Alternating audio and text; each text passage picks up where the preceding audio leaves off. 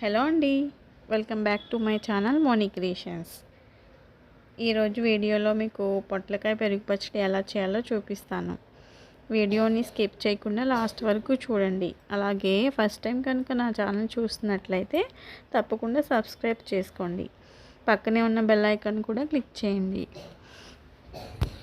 నేను ఎప్పుడు వీడియోలు పెట్టినా ముందుగా మీకు నోటిఫికేషన్ వస్తుంది. అలాగే ముందుగా 2 మీడియం సైజు పొట్లకాయలను తీసుకుని చివర్లు కట్ చేసి పైన పొట్టు తీసి నీట్గా కడిగి చిన్న చిన్న ముక్కలుగా కట్ చేసి పెట్టుకోవాలి. అలాగే ఒక 10 పచ్చిమిర్చిని కూడా నీట్గా కడిగి సగానికి కట్ చేసి పెట్టుకోవాలి. 1 స్పూన్ జీలకర్ర, 5-6 వెల్లుల్లిపాయ గబ్బాలు కూడా తీసుకోవాలి. తర్వాత స్టవ్ వెలిగించి కడాయి పెట్టి ఆయిల్ వేడైన తర్వాత 2 స్పూన్స్ ఆయిల్ వేసుకోవాలి.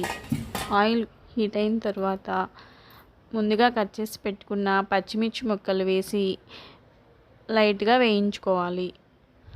అవి వేగిన తర్వాత పొట్లకాయ ముక్కలను కూడా వేసి వేయించుకోవాలి. 1/2 టీ స్పూన్ పసుపు, 1 స్పూను ఉప్పు వేసి పొట్లకాయ ముక్కల్లోని వాటర్ అంతా ఇంకిపోయే వరకు వేయించుకోవాలి.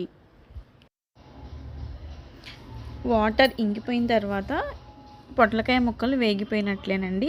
ఇంకా తర్వాత స్టవ్ ఆఫ్ చేసి పక్కన పెట్టుకోవాలి. చల్లారిన తర్వాత మిక్సీ జార్లో వేసి మిక్సీ చేసుకోవాలండి. తర్వాత ఒక మిక్సీ జార్ తీసుకుని 1 టీ స్పూన్ జీలకర్ర, 4 లేక 5 వెల్లుల్లి రేకులు వేసి టేస్ట్కి సరిపడా సాల్ట్ కూడా వేసుకుని ముందుగా వేయించి పెట్టుకున్న పచ్చిమిర్చి ముక్కలు, పొట్లకాయ ముక్కలు వేసి కచ్చాపచ్చాగా మిక్సీ పట్టుకోవాలి.